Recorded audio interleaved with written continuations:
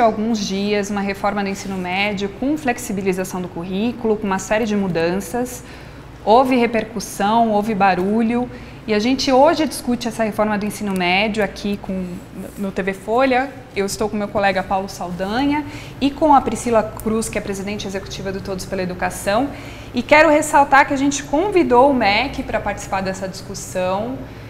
E a gente recebeu um retorno via assessoria de imprensa que o MEC não teria agenda para participar nem hoje e nem em outro dia. Então a gente não conseguiu a presença do MEC aqui nesse programa para discutir a reforma do ensino médio proposta pelo MEC, porque o MEC alegou que não tinha agenda. O que é um grande problema, né, Priscila? Porque parece que a grande repercussão, o grande ruído dessa proposta de reforma do ensino médio foi uma falha de comunicação do próprio MEC. Tem toda a razão, Sabine. E aí, boa tarde, Paulo, Sabine, todo mundo que está ouvindo a gente aqui agora.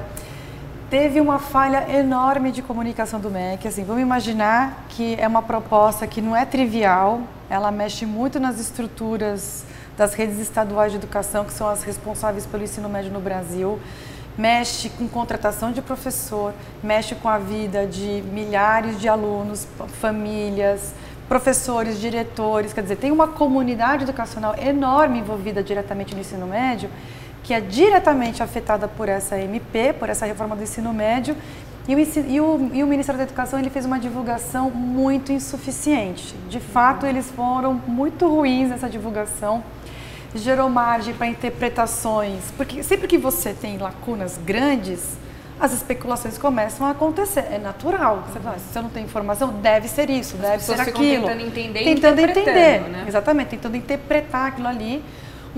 Qualquer texto legislativo, ele não é direto, ele é sempre mais difícil de entender, e isso acabou suscitando muita dúvida, muita especulação, muita informação falsa também, que acabou correndo por aí. Então, isso foi uma pena, porque a reforma do ensino médio, até o seu anúncio, era algo consensual, né? Que precisa ter uma reforma. Depois a gente pode discutir o mérito, se tinha que ser por assim ou assado, se esse era o caminho melhor, se não tinha que fazer por um outro meio. Mas a comunicação, ela acabou prejudicando muito o entendimento, criando falsas informações, que agora é muito mais difícil, né, você corrigir. Priscila, você acha que o fato de ter essa escolha de ser por uma medida provisória, que já passa a valer, tem pouca abertura de mudança no Congresso, num tema que é sensível e ainda está nesse campo da educação que exige um debate, a implementação sempre depende do professor que está na ponta sentir parte desse debate. Isso pode ter jogado por água abaixo essa reforma que, como você disse, é consensual? Não, eu não acho que jogou por água abaixo, acho que tem muita coisa para ser feita no ensino médio. Acho que esse consenso de que é preciso fazer algo para o ensino médio, que é fundamental, porque assim, o ensino médio, a reforma vai resolver todos os problemas do ensino médio? Não vai. Mas ela destrava algumas questões que você, mesmo investindo mais por aluno, mesmo você melhorando a formação de professor, quer dizer, você pode fazer tudo aquilo que é o básico, mas nesse formato, nessa arquitetura de ensino médio, não estava conseguindo dar resultado. Então tem que destravar, eu acho que isso é um consenso. Depois tem que discutir realmente o mérito. Mas essa falta de discussão toda, por ter sido feito por MP, eu concordo, sim, foi dos meus primeiros pronunciamentos foi, olha, que pena que foi por MP, que pena que foi dessa forma, realmente não foi o melhor caminho escolhido pelo Ministério da Educação. Existe uma justificativa bem, assim, compreensível, se dá para entender, porque você fala, olha, é urgente, mesmo todos para a educação, a gente sempre fala, olha, é urgente, essa reforma é urgente, a gente precisa fazer, tem que colocar a educação na pauta, tem que mudar, é urgente, é urgente. E aí, quando você vê a nossa agenda do Congresso hoje, assim, a educação não é nem de longe prioridade do Congresso, ainda mais esse Congresso nesse momento do Brasil, não é mesmo. A PL poderia ter sido aprovada na Câmara? Podia, sei lá, em alguns meses, até poderia, eu acho que tinha consenso suficiente, tinha massa crítica suficiente, o texto estava pronto. Mas aí vai para o Senado, mais outros 3 anos, lá no Senado. Então, eu entendo a justificativa do MEC, mas não dá para defender MP. Mesmo assim, mesmo entendendo a justificativa do MEC, mesmo entendendo o porquê da escolha do MP, não dá para defender também o caminho do MP, ainda mais nesse momento do Brasil. Não faz o menor sentido fazer uma reforma do ensino médio por MP. O caminho, então, via medida provisória acaba sendo muito impositivo, é isso? É uma decisão imposta. Olha, então, até tem debate, porque agora tem 120 dias, o prazo para as primeiras demandas, para as primeiras emendas é até amanhã, já tem uma corrida de deputado e senador querendo saber o que eu posso propor, como que eu posso melhorar esse texto e tudo mais. Então, tem aí um certo espaço para melhoria. Eu acho que tem coisas importantes para se melhorar nesse texto. O Todos pela Educação tem defendido algumas coisas. Mas, assim, debate é uma coisa que em educação é fundamental. Assim, não dá para você fazer nenhum tipo de medida que vai mexer tanto nas estruturas se você não teve o mínimo de interlocução, de debate, de discussão. Então, por exemplo, a Base Nacional Comum. Teve primeiro uma consulta pública, não teve olho no olho, quer dizer, nem acho que também foi o ideal da vida, entendeu? Assim, acho que tem muita coisa também que tinha que ter sido mais debatido na Base Nacional. Mas ninguém fala que a Base Nacional... Teve um processo, Teve um processo, ninguém fala que a Base Nacional não teve debate. Teve consulta pública lá, 10 milhões de entradas, um monte de gente. Então, poxa, faz uma consulta pública, depois faz uma rodada nos estados que estão, nos 27 estados que são responsáveis pelo ensino médio. Dá uma atrasada? Dá. Demora, quer dizer, sei lá. Ao invés de aprovar assinar agora, estaria assinando, sei lá, fevereiro, alguma coisa assim. Eu não sei, mas tem que pensar num caminho realmente que garanta a efetivação. Uma coisa que é muito clara é que lei não resolve educação.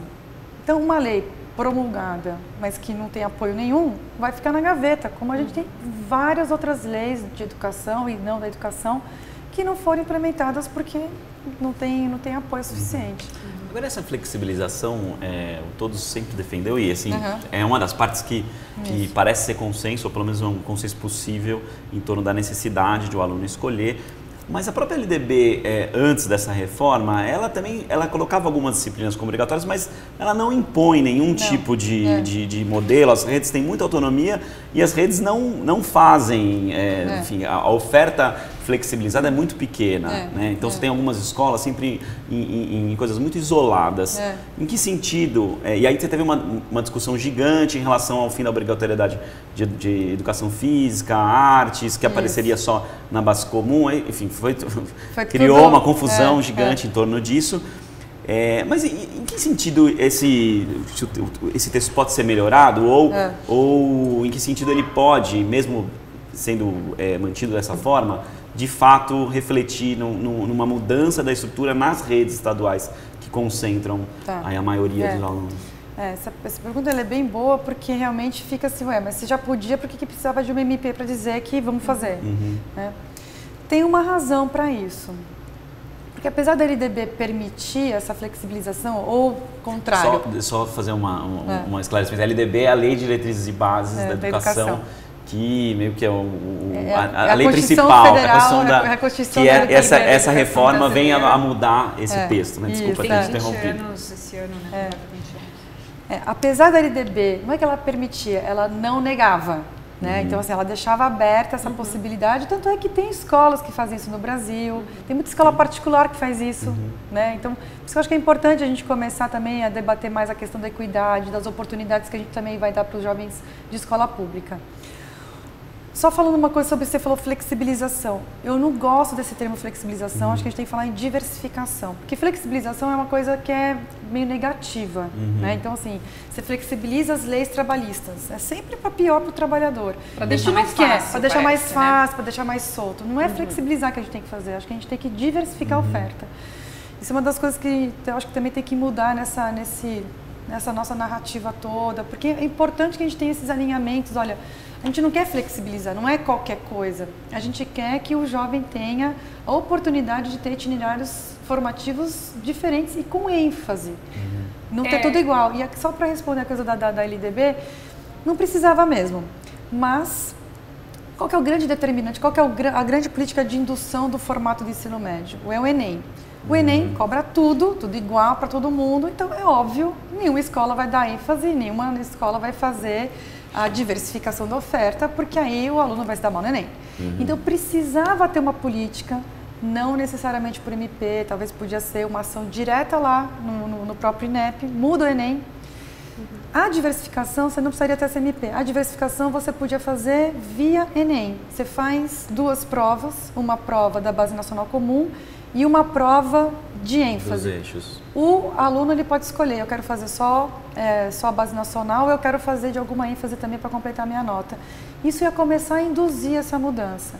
Precisava ter a retirada dessas disciplinas obrigatórias para poder também dar a liberdade ou a possibilidade dos conselhos estaduais depois definirem para suas redes como que vai ficar a composição das disciplinas que vão ter em cada área.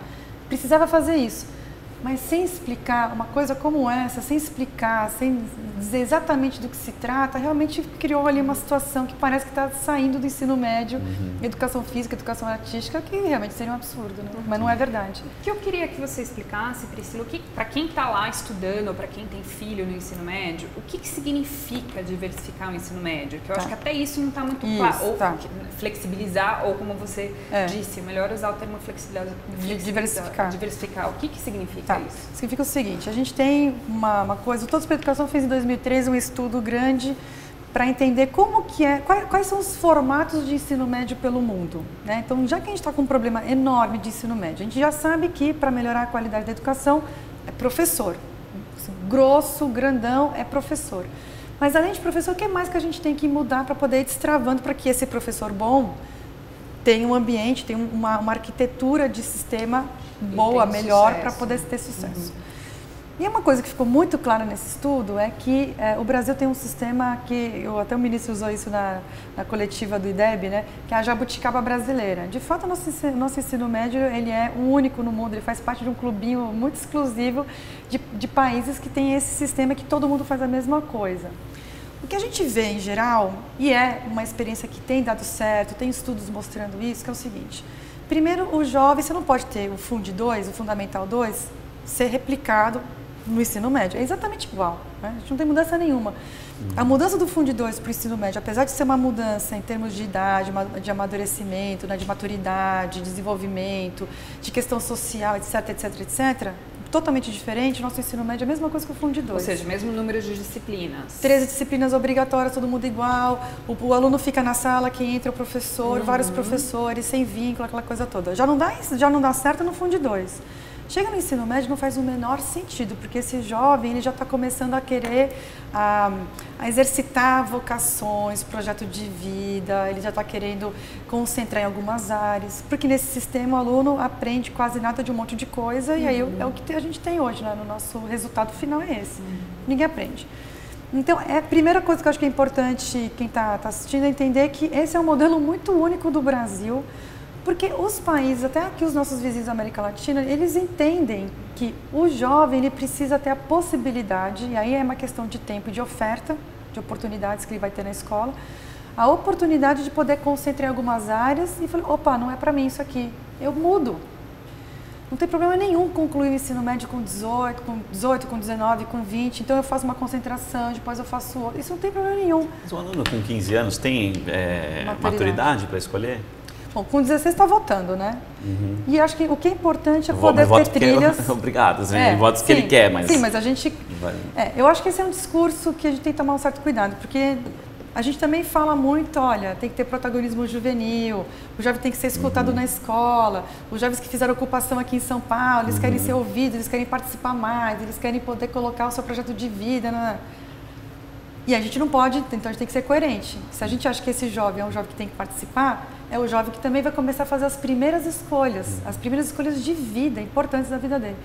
Agora, a gente erra, eu erro até hoje, acho que vocês erram, todo mundo erra, a gente escolhe, depois se arrepende. O importante é ter trilhas entre os itinerários, que é um sistema que é muito legal em relação a isso, que para mim é um modelo bacana da gente ver, é o modelo suíço. O modelo suíço é esse, assim, a política toda eles prevêem passarelas, que eles chamam de passarelas, que o aluno ele começa numa ênfase e fala, olha, não é para mim. Ele pode agora fazer uma mudança. Eu vou jogar tudo fora, não, eu vou ter um aproveitamento daquilo que eu já estudei e eu vou fazer só aquilo que é o diferente dessa nova área. E aí eu vou conseguindo me concentrar em alguma... E aí eu começo a sacar o que eu quero, o que eu não quero. Eu quero um profissional, um profissionalizante, ou eu quero a universidade, ou eu quero o profissionalizante depois da universidade, ou eu quero o propedêutico depois da universidade direto, ou eu posso querer fazer o propedêutico depois ir para o profissional. Essas passarelas são importantes, porque educação nunca é demais, nunca é demais. Então, eu realmente acho que a gente tem que parar com essa história que tem que ter um tempo para o aluno concluir e tal. O ensino médio na Suíça são 4 anos. Ele pode ter de 3, tem de 4, depende desse itinerário, mas ele pode durar 5 se o aluno mudar de itinerário no meio, entendeu? É bem comum lá na Suíça você ver alunos entrando no ensino superior com 20 anos. Eles já passaram aqui dentro do ensino médio, eles já passaram por algumas áreas, então, mesmo dentro do profissional, uma coisa que é comum lá no sistema, que eu acho muito interessante. Então, você, por exemplo, você faz um profissional, aquele 1 ano e meio, que está entrando agora com essa reforma. Então, eu faço 1 ano e meio no ensino médio de gestão, administração e contabilidade, ou contabilidade, uma coisa assim. E eu faço mais 1 ano e meio de arranjos florais ou floricultura, coisa ligada a flores, por exemplo. Depois, esse menino ele tem essas 2 ênfases e ele pode ser um empreendedor e abrir uma floricultura, porque ele já tem um conhecimento inicial de gestão, de administração, contabilidade e também de floricultura, arranjo, artístico, a questão... A possibilidade de você poder combinar cursos profissionais para depois ter uma entrada no mercado de trabalho mais completa, mais até diferenciada, porque é aquela combinação que você fez, que nem todo mundo fez. A gente tem um mercado de trabalho hoje que é super pulverizado, né? Trilhões de carreiras diferentes, com nuances. Então, essa é uma coisa bem interessante que acontece na Suíça e que seria bom que o Brasil também passasse por essa experiência, sabe? Não dá... Hoje, só 17% dos alunos que concluem o ensino médio vão para o ensino superior. Todo o resto está sem nada. Então, tem que dar algum aprofundamento para esse jovem. Né?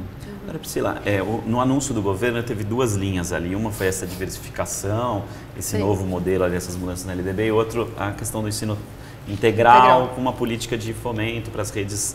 Queria deixar essa coisa do ensino integral para depois, mas fiz só a pontuação porque tem lá uma previsão de investimentos do Estado, da União, para os estados para a ampliação do ensino integral.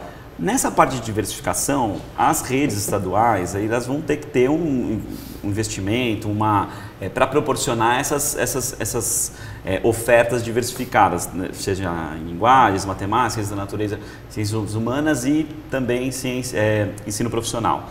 Então, lá na portaria, na MP, fica claro que tem que ter ao menos 2, as redes tinham que ter ao menos 2. Hoje a gente vê, por exemplo, no ensino técnico, uma oferta muito concentrada, assim, você tem por exemplo, em São Paulo você tem as ETECs, que você tem vestibulinho, então uma elite, mesmo que da escola pública, é uma elite que consegue acessar. Como que as redes podem fazer? E se não precisava de investimento da União para que as redes pudessem, essa diversificação alcançasse os alunos mais pobres, os que têm mais dificuldade? Isso é uma das grandes preocupações que eu tenho com essa reforma do ensino médio, porque essa oferta de educação profissional, essa sim eu acho que pode ter um risco de gerar uma desigualdade regional no Brasil, porque... Uma premissa importante da educação profissional é a parceria de verdade com o setor produtivo.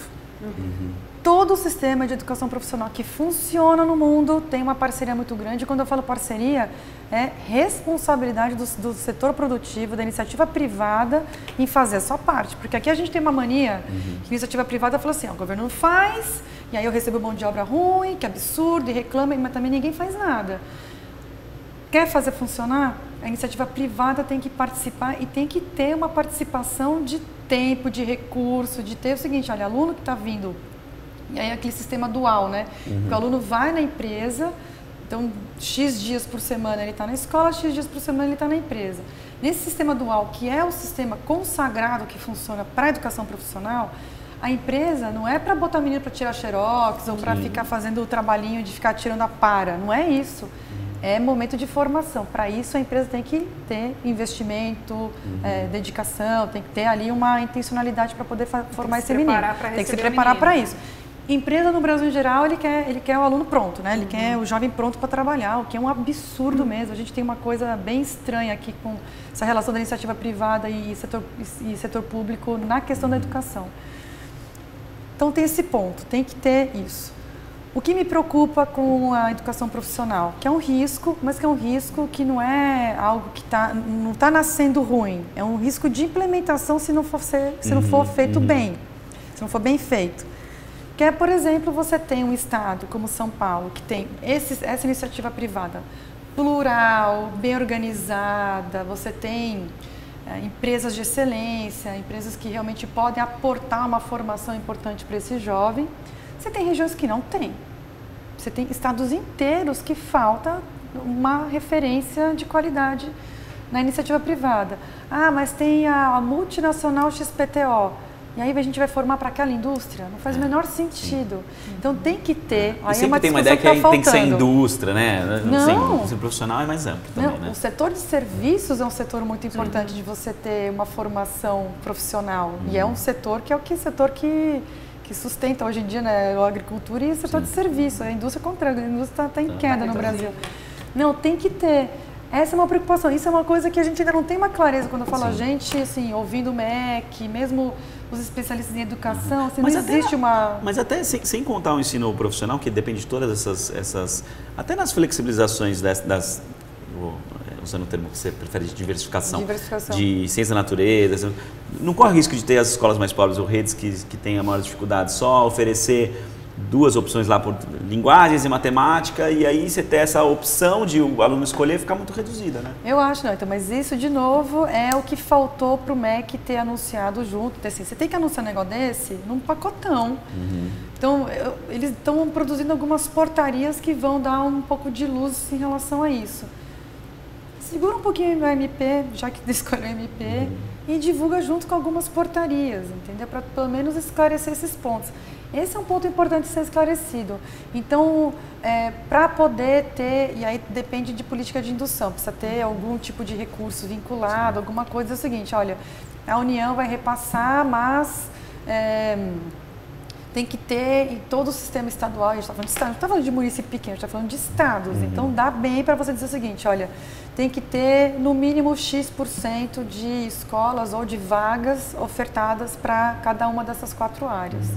Ou você tem que ter, enfim, tem que criar algum sistema de ponderação, alguma coisa que depois vai fazer com que o Estado vá para esse caminho de diversificar de verdade. Um dos riscos que, de novo, isso você reduz, você consegue resolver esse risco na implementação e na regulamentação que vem agora pelos conselhos estaduais. Um risco que eu acho que é possível acontecer com a diversificação, com essa oferta diversificada, é como o aluno, em geral, morre de medo da matemática. A área de exatas é um problemaço no Brasil. A gente já não tem professor suficiente, alunos já começam a aprender matemática já desde o começo. Ele já chega com defasagem. Já chega com defasagem lá no 9º ano. Vai acabar sendo, então, ciência da natureza e matemática vão ser 2 áreas. Se a gente deixar livre, vão ter pouca procura. Quem vai escolher matemática? Quem vai escolher matemática? A tendência é escolher ciências e linguagens. Eu acho, sim, olhando os resultados das avaliações, aquilo que o aluno acha que vai ser mais fácil, vai ser mais tranquilo, é linguagens, que é educação física, educação artística, língua portuguesa, língua inglesa, língua estrangeira. Esse é o perigo. Parece ser mais fácil. Se não, vai parecer mais tranquilo, porque dá medo mesmo você escolher matemática, mas se você fazer a ênfase em matemática. Então tem que ter portaria, tem que ter todo um arcabouço agora, legal, financeiro, de incentivo também, para poder dizer o seguinte, olha, então, aluno, você que escolheu matemática, você vai ter, sei lá, tempo integral, assim, a gente vai querer dar mais para... Tem que, se bem que eu acho que é o contrário, na verdade tem que ter o tempo integral, já adiantando um pouco do que você acha que vai me perguntar, o tempo integral tem que ser oferecido para o aluno de nível socioeconômico mais baixo. Essa é a estratégia que a gente precisa fazer com o tempo integral. Mas tem que criar algum tipo de mecanismo para organizar a oferta e a demanda que vai acontecer agora com a diversificação do ensino médio. Quer dizer que, considerando que essa decisão foi da União e a implementação é dos estados, porque o ensino médio está a cargo dos estados, faltou aí decidir como que vai ser feito.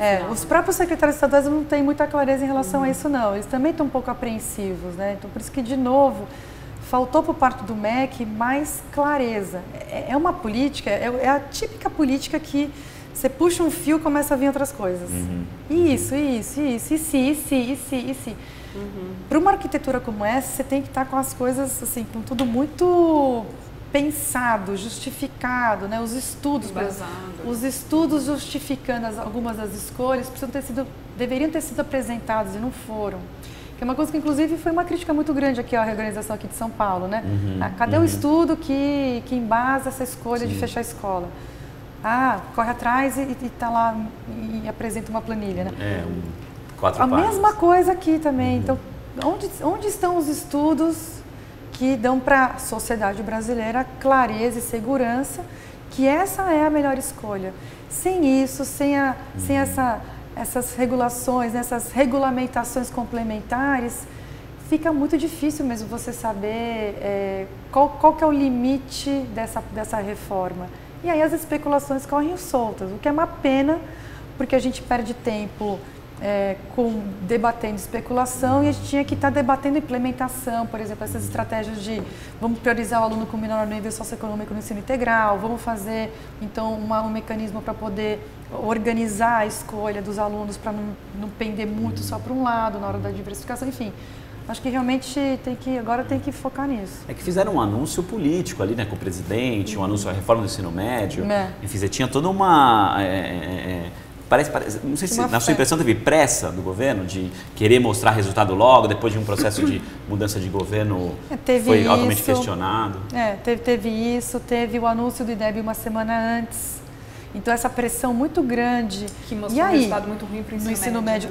De novo, né? Já é a 4ª edição do IDEB que você está lá estagnado. A gente dobrou o investimento por aluno no ensino médio em 10 anos e o resultado do ensino médio está estagnado com queda em matemática. Então, realmente, acho que tem uma angústia muito forte em quem realmente quer que o aluno do Brasil tenha uma melhor qualidade do ensino, da aprendizagem. Assim, acho que todo mundo que está preocupado com a educação tem essa aflição, essa angústia mesmo. E é uma angústia muito...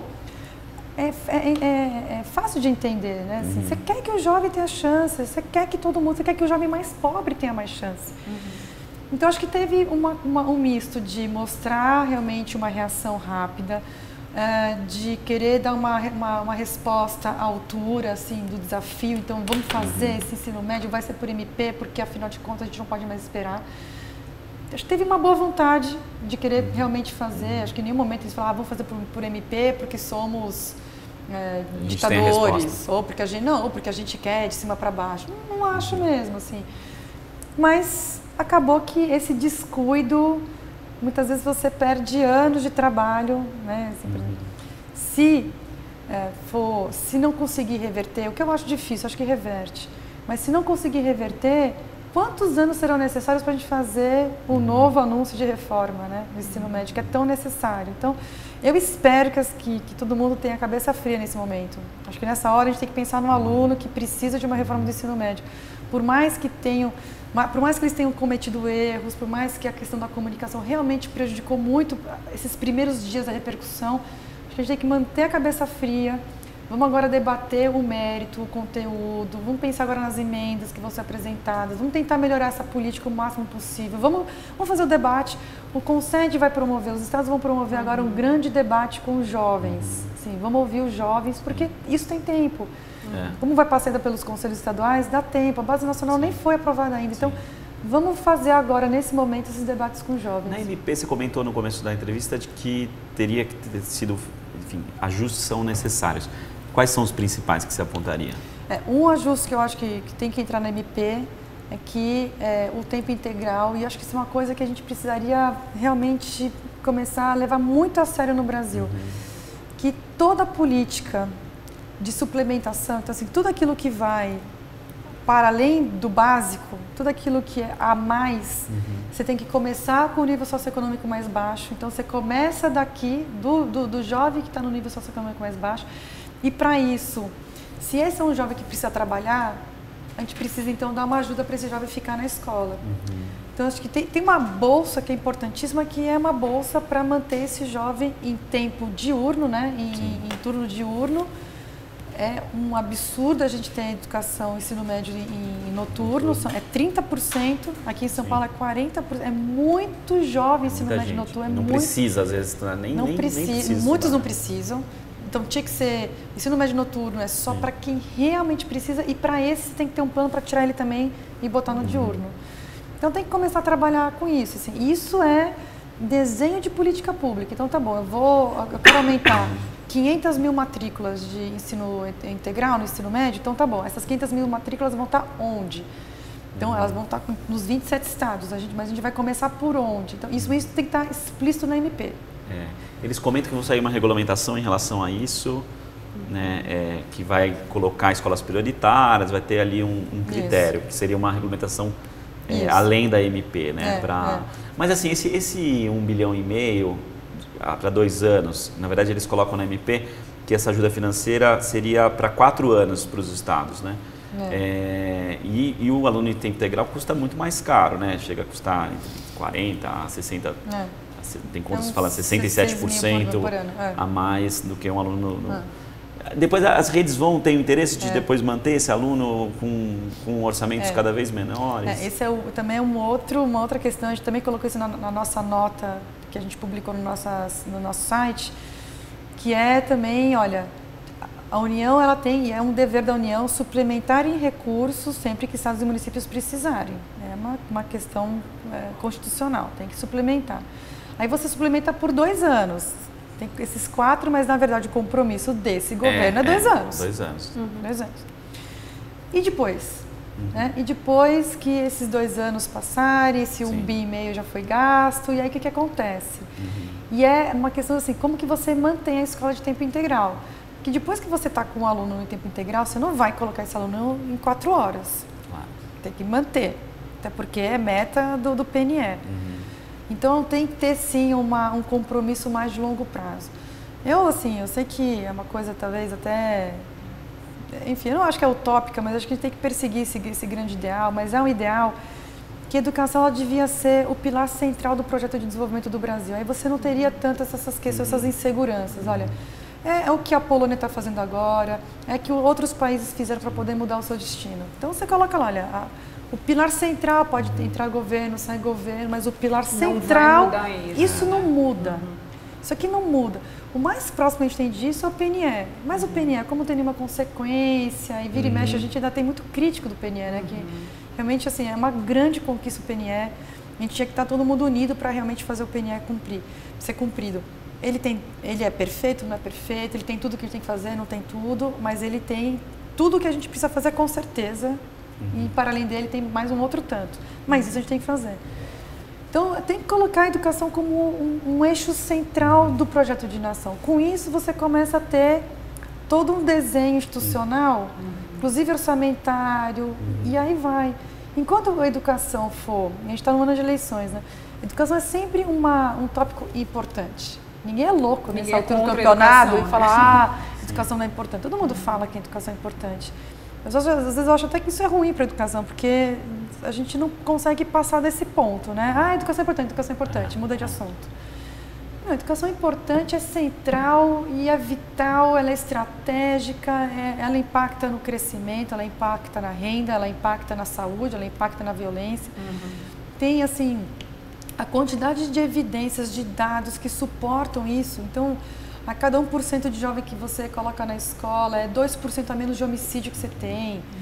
Um jovem que tem 12 anos de estudo, ele tem 17 vezes menos chance de ser assassinado do que um jovem que tem 5 anos de estudo. Quer dizer, tem tanta coisa. A cada 3 anos a mais escolaridade média de um país, você aumenta 1 ponto no PIB. Então, e aí vai. Parece tão óbvio, né? É tão óbvio e a gente não consegue fazer isso. E eu acho que essa é a grande questão. Todo o resto, eu acho que tem... não é que depende, não vamos também esperar a educação sociocentrada para fazer as coisas que tem que fazer, mas acho que essa é uma luta que a gente tem que trilhar, entendeu? A gente tem que lutar essa luta de, olha, vamos colocar a educação como um eixo central. Priscila, você fala muito da questão do ensino integral, né? O Todos pela Educação bate muito nessa tecla. Isso. E você aqui enfatizou, se não dá para ter para todo mundo, então vamos começar pelo jovem de baixa renda. Por que o ensino integral é importante, especialmente para o jovem de baixa renda? Bom, primeiro qualificar esse tempo integral, porque dentro de uma escola de tempo integral, você pode ter milhões de modelos. Você pode ter uma escola ruim que só está dobrando o tempo, então você está colocando ruim em cima de ruim, não vai resolver nada. Então, assim, primeira coisa... O ruim por mais tempo, né? O ruim por mais tempo é até pior. Então, deixa o menino pelo menos fazer... entrar lá no aplicativo de matemática e aprender alguma coisa. Porque realmente o ruim em cima do ruim não é isso que a gente precisa ter no Brasil. A educação integral ela tem que ser pensada como um projeto que também não é só mais tempo, mas é um novo projeto de escola que vai dar oportunidade para esse jovem fazer outras coisas que esse que está nas 4 horas, que de aula mesmo são 2 horas e meia, ele vai conseguir fazer outras atividades, ele vai poder ter muito mais atividade física, ele vai poder trabalhar muito mais por projeto. Assim. Eu sou assim, muito convencida que a gente tem que mudar a pedagogia. Assim.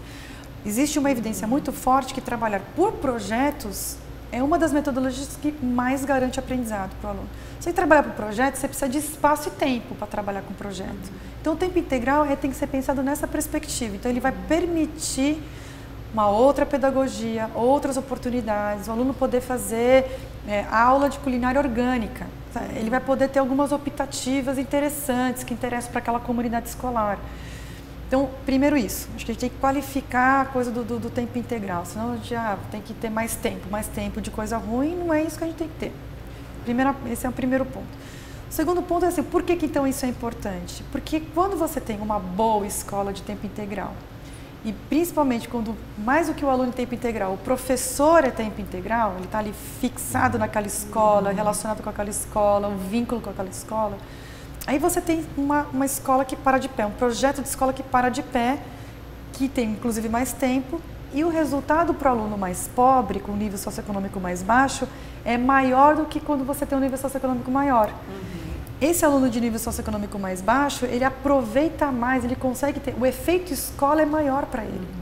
Então, ela é uma estratégia muito eficaz de reduzir desigualdade educacional, que é um problema enorme que a gente tem no nosso sistema educacional e que é o berço da nossa desigualdade socioeconômica. Quer resolver a desigualdade socioeconômica do Brasil? Vamos investir em educação para os mais pobres. Tem uma frase que eu fico usando o tempo inteiro que é tem que dar mais para quem tem menos. E isso tinha que ser uma regra da política educacional. Passou do básico, que é aquilo que tem que ser igual para todo mundo, que tem um mínimo que tem que ser igual para todo mundo.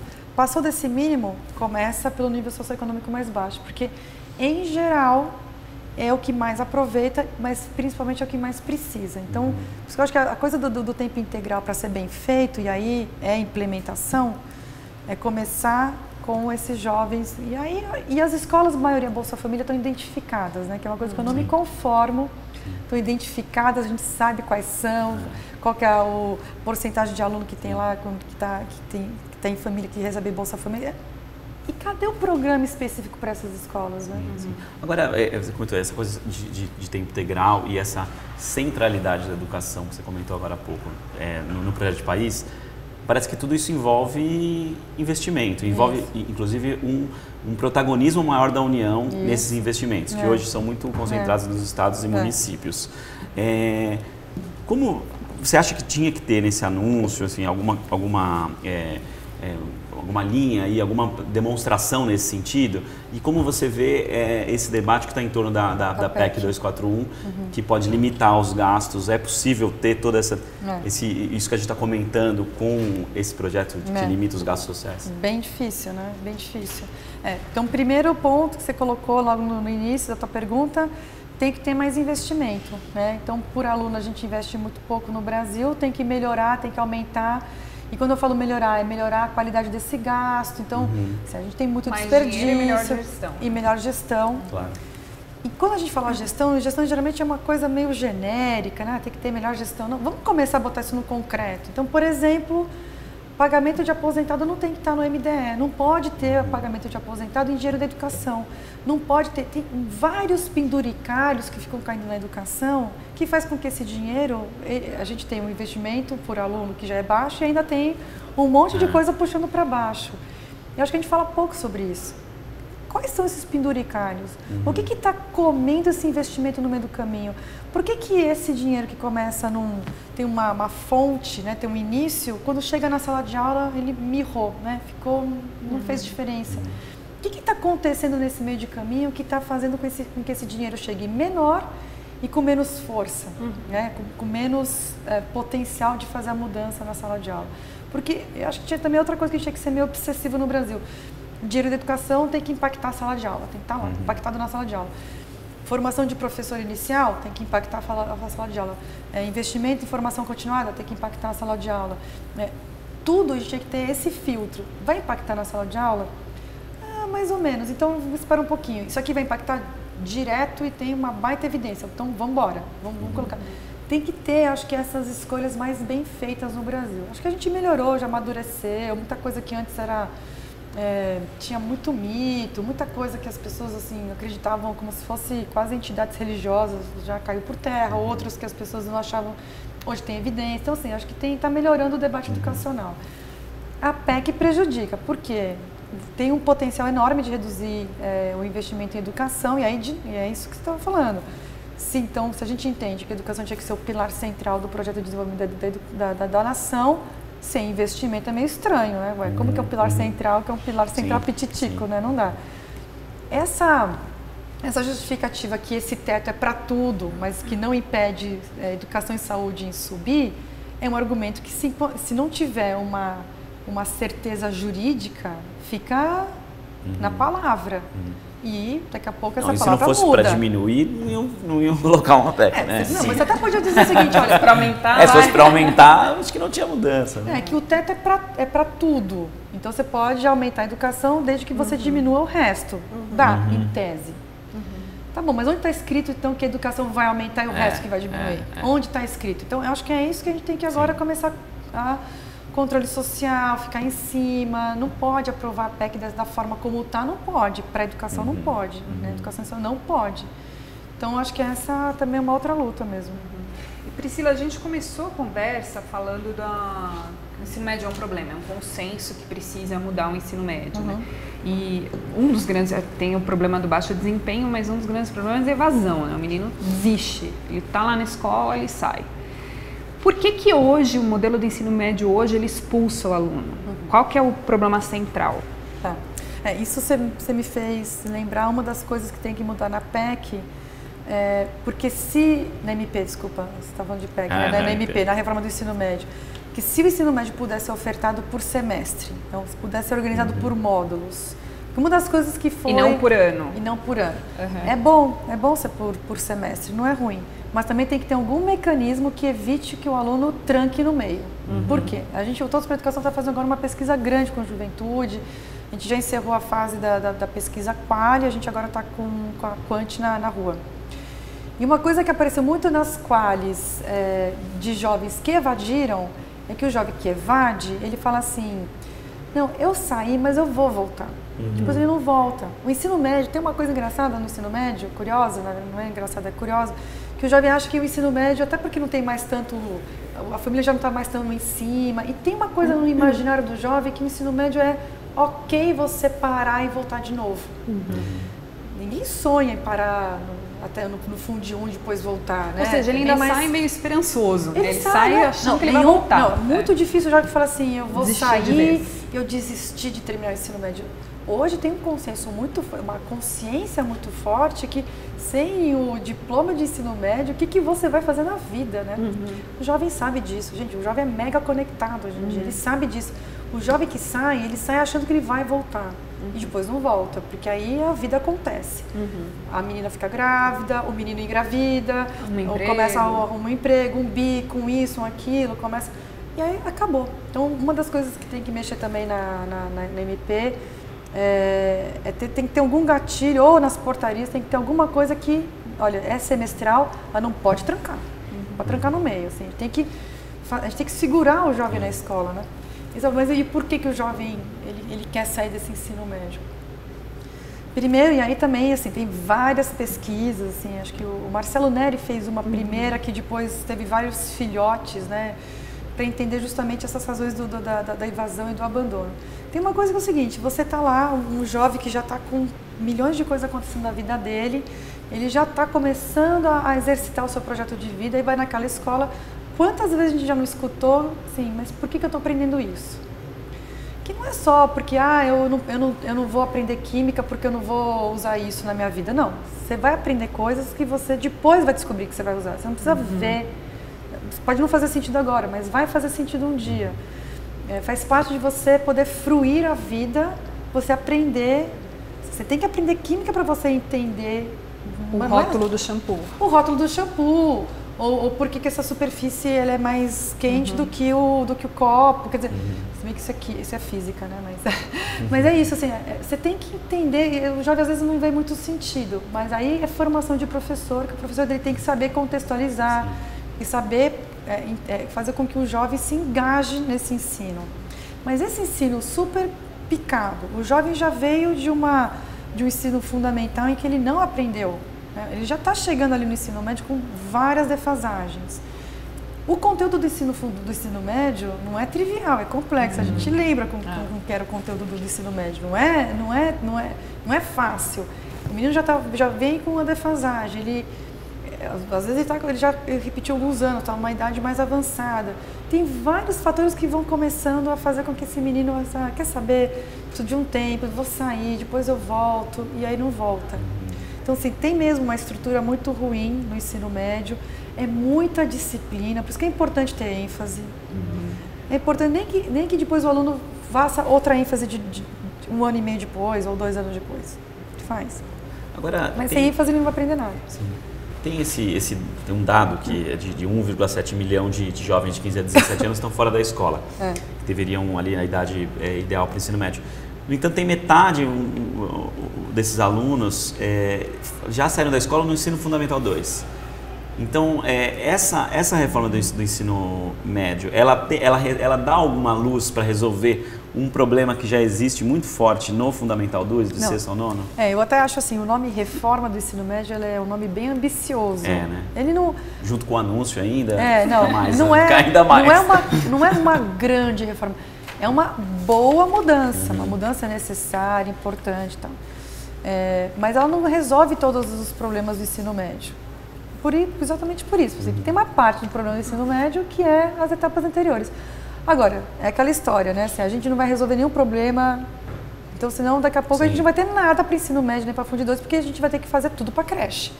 Tudo porque não teve CAP, porque não teve educação infantil de qualidade. Então, tem que ter um baita esforço na educação infantil, é óbvio. É claro que é o que mais depois impulsiona as outras áreas, a educação infantil. Mas também e depois que vai melhorar o Fundo 1, que vai melhorar o Fundo 2. Mas tem uma coisa que é o seguinte, Paulo, um clássico das entrevistas, acho que você deve ouvir isso tanto e todos os anos, que assim, o Fundo 1 melhora, o Fundo 2 já estaciona e o médio está parado.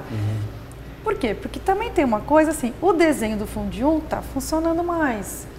Então, se tem um desenho de médio e de Fundo 2 que não estão funcionando, vamos mexer nesse desenho. Por isso que a reforma do ensino médio é importante, é para mexer nesse desenho, porque essa ideia, que é muito razoável, de você pensar o seguinte, olha, esse aluno que já teve uma melhora no Fundo 2, ele vai chegar melhor no Fundo 1, ele vai chegar melhor no Fundo 2, aí ele vai melhorar no médio. E não é isso que está acontecendo.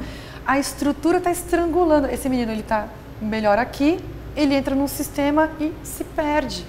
E a gente perde, na verdade, a gente perde esse menino. A política pública está perdendo a oportunidade de melhorar a educação desse aluno. Então, tem que melhorar esses sistemas.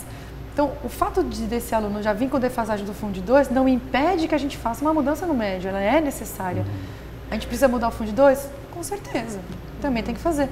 Mas é que séculos de descaso com a educação, e vamos lembrar, a educação só entrou de verdade na agenda nacional depois de 88, com a Constituição Federal, e mais fortemente nos últimos 20 anos, esses séculos de descaso, a gente foi acumulando defasagem, acumulando. E aí, de repente, a gente quer fazer tudo ao mesmo tempo. E tem que fazer.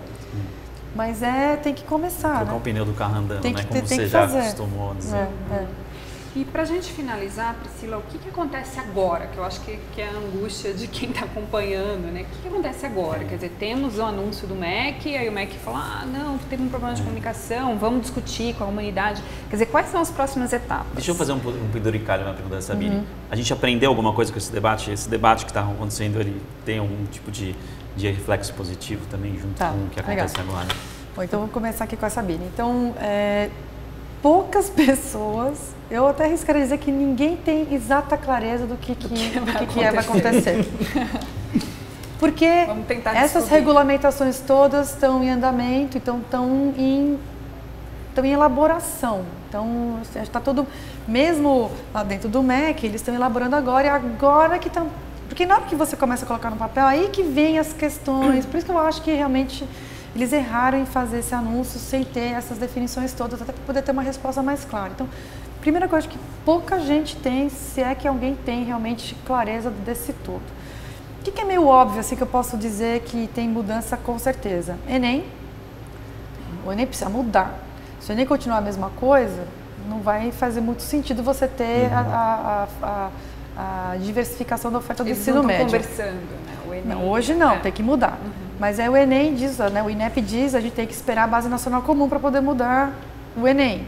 Então, para mim, o primeiro passo imediato é concluir o processo da Base Nacional Comum. A Base Nacional, assim, da Base Nacional, muita coisa depende. Então, assim, está dependendo de muita coisa, que é uma outra coisa que ficou meio estranha nesse anúncio rápido, né, apressado e tudo mais.